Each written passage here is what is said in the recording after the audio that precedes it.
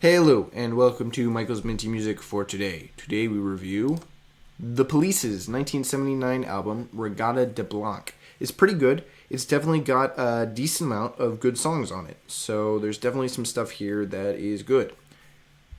This is the track listing, and these are the tracks I added to my playlist. 8 out of 11, so almost all of them.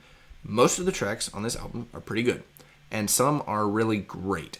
There are only a few songs here that aren't really great, and they work well enough in sort of the context of the album that it doesn't decrease the quality overall. Also, there are a good amount of songs here that are good, but not super great, I would say. Especially the end of the album sort of kind of hits that minimum level of quality where I'll say the songs are definitely good, but not anything better. Especially Does Everyone Stare? That it's kind of, good, but I would never call it anything better than that. Most of the songs here are sort of new wave pop rock songs. So there are some really great ones and some more janky ones as well. But there isn't really anything here that's super really egregious, and there's definitely stuff here that's super great. So this album is certainly pretty good. There's only one single released before the album, which was Message in a Bottle, which was the big hit off of the album, along with Walking on the Moon, so the openers for each of the sides. My favorite song, though, probably gotta go with It's Alright For You, the third track. Unlike some of the more janky tracks, it doesn't slow down, and it leans more heavily into the upbeat new wave sound that I really like. So it's definitely my favorite here, although perhaps No Time This Time could take it. And then, of course, the big hits are also really good. Now, I rank this album third out of all of The Police's albums, so right in the middle, 2 above, 2 below.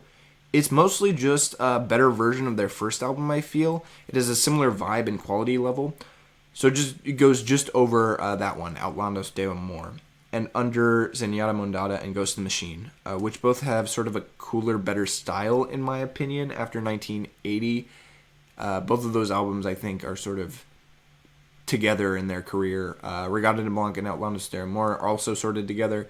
The only one I don't really like is Synchronicity, but even that one has good stuff on it, and I would say it's still a good album.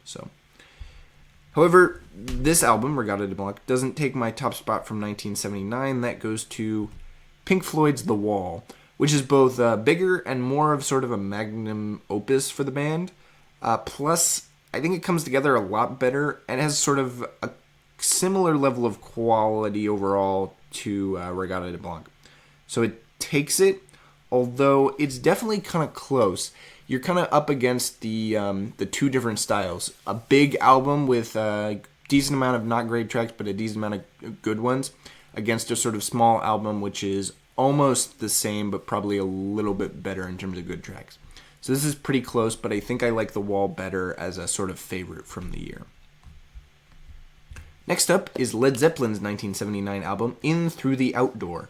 This is their last album, so I'm interested to see what their legacy will sort of be with this one. So stay tuned for that, and stay minty.